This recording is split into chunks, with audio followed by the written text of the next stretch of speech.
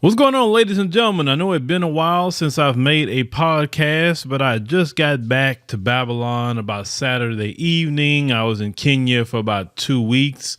I had a lot of headway there. I did a press tour while I was in Nairobi. Definitely looked at some areas where we can establish our Kenyan office and just do some growth there. A lot of opportunities is there. And I will say that part of what I learned, I'll probably expand this on the African Diaspora channel, is that those young brothers and sisters over there, they so hungry for that message that's coming from us in this grassroots black media. They looking for that. They want that. They encouraging that. I mean, it is ripe. I mean, anybody who's speaking like that, because I'm not the only one. If you go over, trust me, you will be well received with that, because they begging for that kind of message, because a lot of people in their country are not talking like that.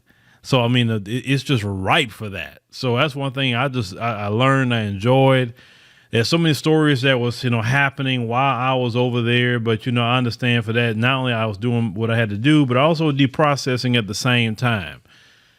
Because sometimes you got to just back off and clear your head and you come back in a better space. And, today I saw this story with our brother, Deion Sanders. So a lot of people are feeling some sort of way about Deion Sanders taking a new job. So we know that Deion Sanders was the head coach at Jackson State University. Deion Sanders, was not making a lot of money in that position. He was only making $300,000. Now, $300,000 for a collegiate coach, that is about equivalent to a minimum wage. I mean, we talking about the football world. I know about the football world. I played it. I know football is a big business. It's $1 billion business. That I do know. We have to understand that Deion Sanders played at every level. He was high school. He did the collegiate level. He went to a D1 school. He played in the NFL, Super Bowl champion, all of that. So he's seen it all. Pro Bowl. He's seen it all. Okay. So there's no better guy to know the game, inside and out than Deion Sanders. But he went to Jackson State and he immediately turned the football program around. But a lot of people are not talking about the different things that he had to deal with in the midst of it. They see all the great stuff he's done, but they're not talking about a lot of the hiccups that was happening. A lot of the fighting from that Boule NAACP crowd that runs that university, and beyond which a lot of the HBCUs are ran by the Boule NAACP crowd. When I went to Bethune-Cookman and I was talking to those young brothers and sisters over there, and they was telling me one of the biggest issues they had was that Boule NAACP crowd don't want nothing to change. They don't want to innovate anything. The schools, they let them go down. They don't try to invest into these young people. Money come in even from the federal government, and these kids do not see any of the money going into any kind of programs for these children.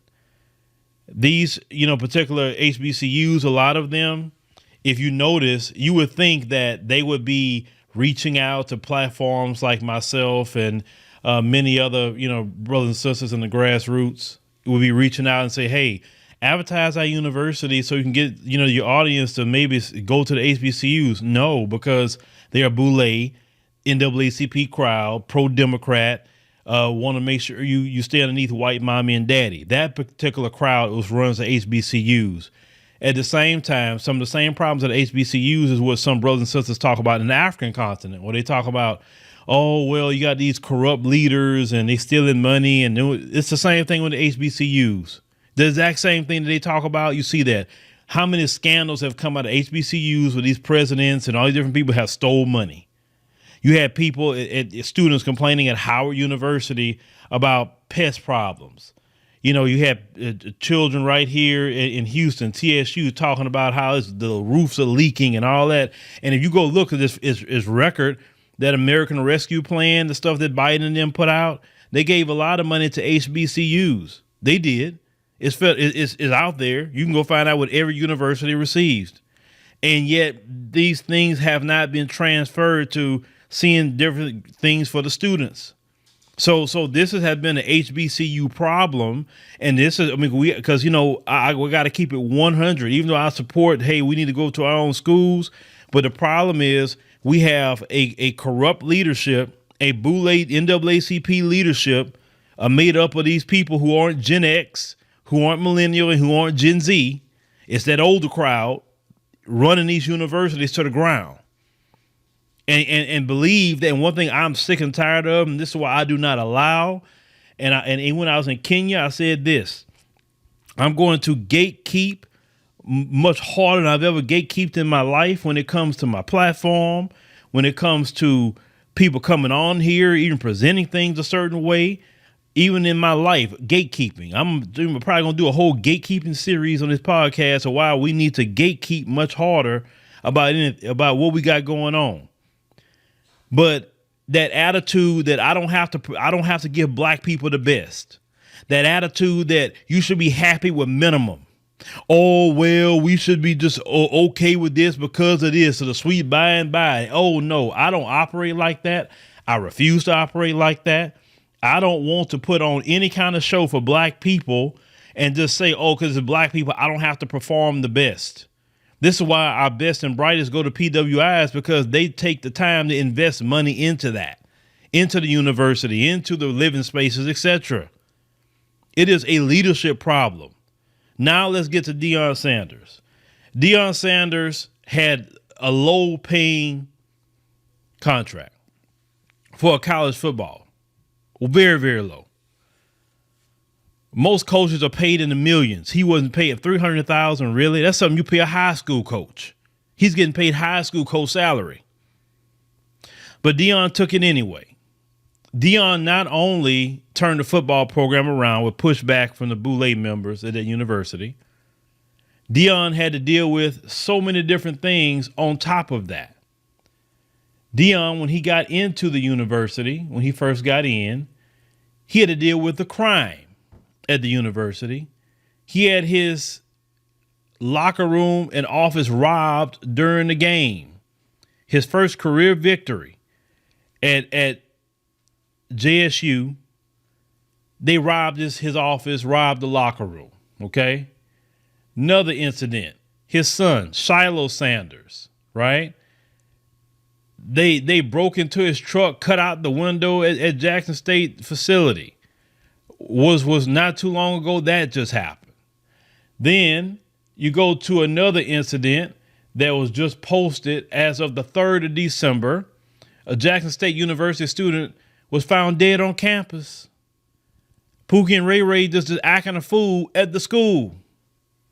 So you're having all that going on at the school that Deion got to deal with on top of the other things that's going on. But Deion did way more than what a college coach should have done. He the one brought the notoriety, so he was marketing. So he just wasn't a coach, he was a marketer. Deion Sanders was a public relations guy for the university. He wasn't getting paid for. He was a mentor / mental health specialist for a lot of these black boys, a father figure for these black boys that needed it, right? Brought someone like the 304, Brittany Renner, brought her over there to school these young brothers about the pitfalls of the 304s. Something that a father should do is school your son about that. I mean, he did way more than any college coach has ever done. You ever heard no Nick Saban doing that? Or any of them doing what Deion has done for these young men for 3 years. The issue that I have on top of all of this, you had the city of Jackson, not the water supply. All that situation happened and affected the facility as well. He got an offer from Colorado University to go coach football over there, and the contract he was supposed to get paid $5 million a year. At that moment that he got that offer, JSU should have said, you know what? Can we at least try to, if we got you 2.5 to 3 million, would you stay? I think he would have stayed if they at least got him 2.5 to 3 million. But see, you know how them folks do it? Them folks make sure that is put in the city council budget for the school. The state, especially in places like Texas, who's very serious about football, those football stadiums are going to be provided for through the budget at the state level and the local level. You mean to tell me all the great work that Deion Sanders was doing at Jackson State and the city council in Jackson, Mississippi didn't say, hey, let's appropriate so many $1 million to the school, but in order for us to do this, you got to give Coach Prime this particular scholarship so he could stay, because he's really doing a lot of things. On top of that, he's bringing tourism to Jackson, Mississippi, which benefits all local businesses. So we could justify giving this money because the more popular the team is, the more recruits that come here, the more people going to say, I want to come see games. It's going to bring tourism, benefit local businesses. It's an all the way around good benefit for the city, right? The mayor and the city council also failed as well. And when you don't take care of black people, let me tell you something. You need to take care of your people when they're doing good, because you know what's going to happen? Somebody else is going to be looking at to try to take away your own people that's trying to do good within the community. Because some people say, well, he shouldn't have left. He'll sell out. No. Y'all sold out. When you got a brother or sister that's doing good for the community, you're supposed to make sure they're good. You're supposed to make sure to take care of them. They shouldn't be looking for no other way. Oh, somebody say, well, he made all that money in the NFL. It ain't your business what he made in the NFL. He's doing the job, something else right now. We don't know what his money look like. None of us know. But you should have made sure the city council, the mayor, that's the people I'm saying, because that governor, he don't want to help Jackson State. So it should have been, because it's a black mayor and black city council who appropriated those funds to that school and made sure Coach Prime got some money to stay. That's who sold out. Because that's the same thing that black folks always hear, is when you finally doing good for yourself and then you have to leave, unfortunately, the communities. Oh, you selling out. Well, why the situation wasn't created where we could stay, where black folks can stay? And that's the thing. Coach Prime, they trying to put it all on his back that he sold out the whole HBCUs. He's only one guy. What about all the other coaches in the HBCU football teams? Why aren't they doing anything? Why are you putting everything on this one man's back? Y'all didn't even give him the resource. Listen, if y'all want to put it on his back to carry the HBCU footballs, all the programs, fine. Just give him the money, and I think he would have continued to do it. See, black folks don't want to hear about paying other black people.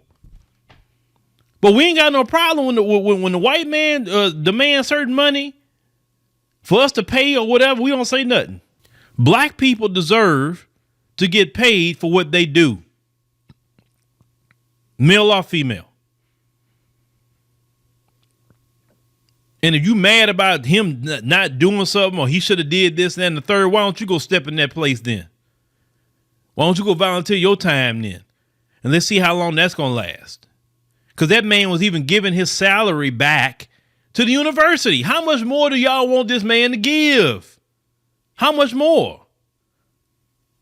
But the problem is, and I've seen this time and time again, you have a brother or sister doing something like that, and at the end, y'all don't appreciate it, because when the man say he leaving, as I said, man, I appreciate what he did. Man, he turned the program around. He brought a lot of notoriety. He did this and that and the third. Brother, thank you for what you did. I understand you got to move on, but thank you.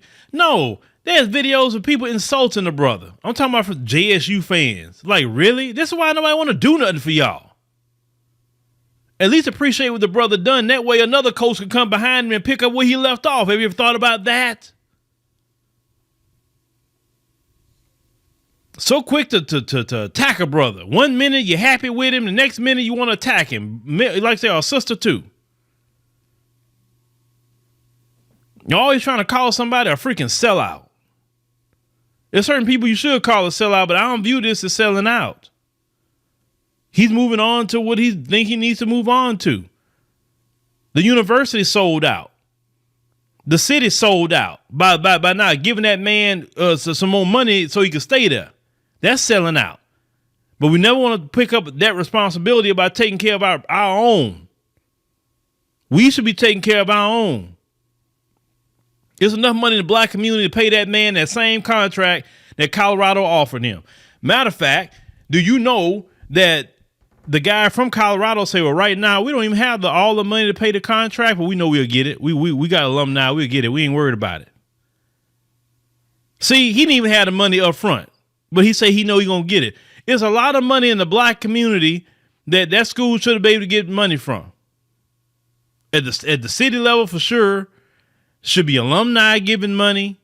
And I'm hearing pole mouthing. Well, you know, the alumni don't really have money like that. But I bet you if I go in your closet, you got all kind of name brand. I bet you some of y'all got Mercedes and all different things. You mean to tell me enough people couldn't donate enough money that's alumni? If you see that brother doing a good job for the school, you know what I'm saying? See, the thing is, at the PWIs, alumni still give money. They got people that's giving millions and so much money away. Some of them billions of dollars a year to these schools. On top of getting the government money and all of that they're getting. Because they get federal funds no different than HBCUs get federal funds. But between the squandering of the money that's going on with the boule crowd that's running these schools, to having this attitude that I don't have to respect a brother or sister or pay them what they're worth because they're black and they should just go it on and do it no matter what. All the crime issues that was going on. Expecting this man to carry all the HBCU sports on his back and not paying him for it. I mean, what do you expect? And I don't want black people to ever feel ashamed about bettering yourself. Don't ever feel ashamed by that. Because if people appreciate you, they'll pay you. Because once again, I really believe if Jackson State or the city said, listen, Deion, we probably can't give you 5, but we give you 2.5 to 3 million a year? I think the brother would have stayed. I really believe he would have stayed. I really believe that. You got to appreciate your people when they're doing things, because if you don't appreciate them, somebody else may. I've talked about that many, many times before. I'm sitting in Kenya. I'm not from Kenya. I wasn't born there. I was born right here in the United States of America. Born right in Port Arthur, Texas originally. I was staying in Houston. And every time I go to the African continent, I'm getting opportunities I can't even get in my own country. And I'd be sitting there thinking, after I'd done about 3 or 4 interviews on national TV, I said, in my own country, I don't get any kind of appreciation like that. You know what I'm saying? I'd be sitting there thinking like that. Even in my own country. I'm not talking about CNN. I'm not looking for them. I'm talking about even black people, other major black platforms. Because they want to make sure they stay good with the folks. That's the bad part in this country. I go way over there to the African continent, talking the exact same way I speak right here, right now on national TV, and you got black folks scared to deal with somebody like us, which is fine. They don't have to, because like I'm a firm believer, go where you celebrate it. You know what I'm saying? So with this brother, Deion Sanders, I mean, he's gonna move on to Colorado, and let's see what he can do. Let's see. But to you other HBCU football coaches, step your game up. Deion Sanders shouldn't be the only one. He didn't gave y'all a blueprint on what to do. Do it. But I'm not for, and I will never tell my people to accept mediocre anything and try to use, we poor and black, we don't have anything. That's a freaking lie. As a collective of people, we work together, we do very well. It's when we do this individualist thing, then it doesn't work out for everybody. Some people doing great individually, and it works out very well for them.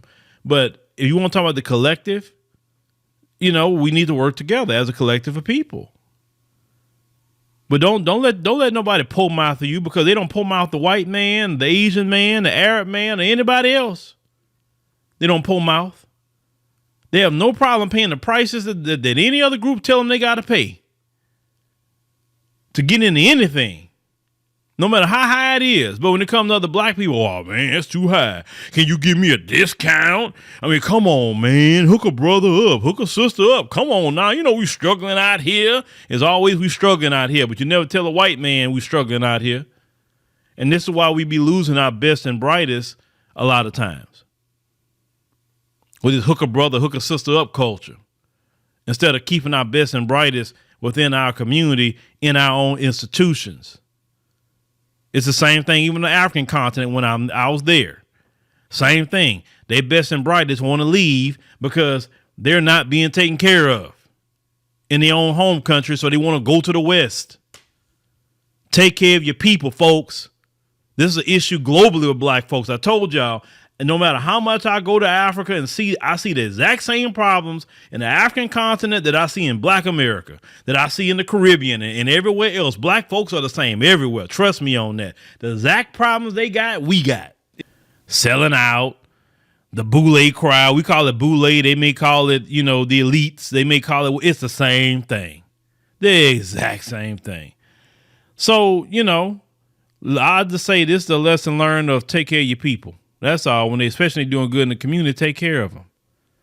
Because they got people that get supported. Yeah, some of y'all support these rappers and musicians and all that and support them and keeping them paid. But when a brother's actually doing something way more than football, he can't get supported. That's how we stay losing, unfortunately. But thank you, ladies and gentlemen, for joining us on the podcast. Greatly appreciate it. Make sure you click that subscribe button. That's very, very important. That way, when we post another podcast, like I say, I'm back in Babylon, and we just, got to get it back in, and make sure you click that like button. That's very, very important as well. And we'll see you on the next one.